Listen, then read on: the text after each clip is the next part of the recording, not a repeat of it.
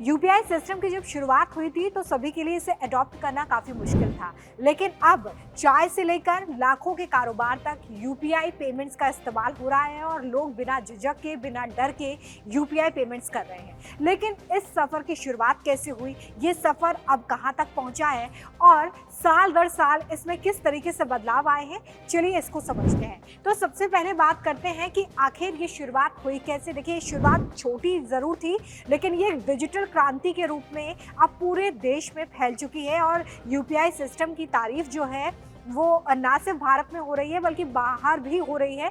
भारत की UPI system को लेकर कई लोग जो है इसकी तारीफ भी कर चुके हैं। तो आइए इसको देखते हैं कि ये कैसे शुरू हुआ।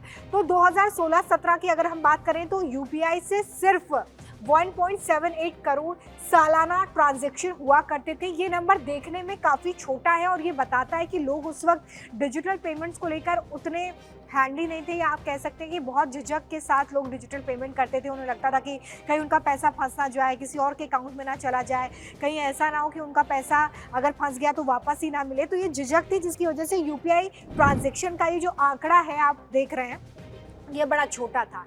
लेकिन आज अगर आप इसे कैलकुलेट करें, आंकड़ों की शक्ल में देखेंगे तो ये आंकड़ा बढ़कर हो गया है 24,162 करोड़ प्लस, यानी कि इससे ज़्यादा, जो ये बताता है कि अब डिजिटल पेमेंट किस तरीके से हमारी आम जीवन का हिस्सा बन गया है। चाहे आपको 5 रुपये की पेमेंट करनी हो, 100 रुपये की पेमेंट करनी हो, 2,000 की पेमेंट करनी हो, 20,000 की पेमेंट करनी हो या फिर 50,000 की पेमेंट करनी हो, यूपीआई एक भरोसेमंद विकल्प के रूप में हम लोगों की ज़िंदगी में सेटअप हो चुका है। यानी कि करीब 10 साल के अगर आप इस डेटा को कंपेयर करेंगे तो आपको ये पता चलेगा कि जो यूपीआई ट्रांजैक्शंस हैं उनमें 13,000 गुना से ज़्यादा की बढ़ोतरी हुई है, जो ये बताता है कि यूपीआई सिस्टम किस तरीके से एक डिजिटल क्रांति के रूप में देश में फैल गया है। एक ऐसा सफ़र है ये जिसमें आपने लोगों को ये कहते हुए सुना है कि कैश पैसा जो है वो ले लीजिए, 10 रुपये कैश आपने दिया है, 100 रुपये आपने कैश दिया है। लेकिन आज अगर आप कोई पेमेंट करना चाहते हैं तो आप जो सवाल पूछते हैं वो ये होता है कि क्यूआर कोड स्कैन करने के लिए दे दो या क्यूआर कोड दे दो। तो ये एक बदलाव है जिसकी शुरुआत बड़ी छोटी थी, लेकिन साल दर साल इसमें एक बड़ा चेंज आया है, जिसकी वजह से अब ये जो आंकड़ा है वो आपको दिख रहा है। तो क्यूआर कोड भेज दूं और कैश है, ये जो डिफरेंस है ये और कैसे बढ़ा ये समझते हैं। आज हमारी ज़िंदगी में यूपीआई की अहमियत कितनी ज़्यादा इंपॉर्टेंट कितनी ज़्यादा है ये आपको समझाती हूँ। सुबह अगर आपको चाय पीना है मान लीजिए और आप किसी टपरी पर गए हैं, किसी छोटी सी दुकान पर गए हैं, वहाँ पर भी जाने के बाद अगर आपके पास 10 रुपये या 5 रुपये खुले नहीं है तो आप सामने वाले व्यक्ति से कहते हैं कि यार भैया क्यूआर कोड दे दो। या सामने वाला व्यक्ति कई बार ऐसा भी बोलता था कि 10 रुपये आपके हो रहे हैं लेकिन मेरे पास चेंज नहीं है तो आप इतने का और सामान ले लीजिए। लेकिन आज ये झंझट जो है पूरी तरीके से ख़त्म हो गया है।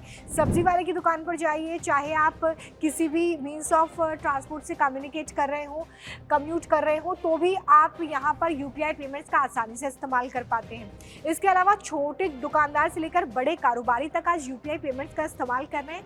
ये फास्ट है, सिक्योर है और एक बड़े अमाउंट को भी आप बहुत आसानी से ट्रांसफ़र कर सकते हैं। पहले क्या होता था कि लोग कैश जाके निकालते थे बैंक अकाउंट से या एटीएम से, फिर उस कैश को लेकर आते थे, फिर किसी को देते थे। आज सेकंड्स में पेमेंट होती है, यहाँ पे आपने पेमेंट किया, सामने वाले को पैसा रिसीव हो गया। तो ये कितना फास्ट है, सिक्योर है, ये भी आपको समझना होगा।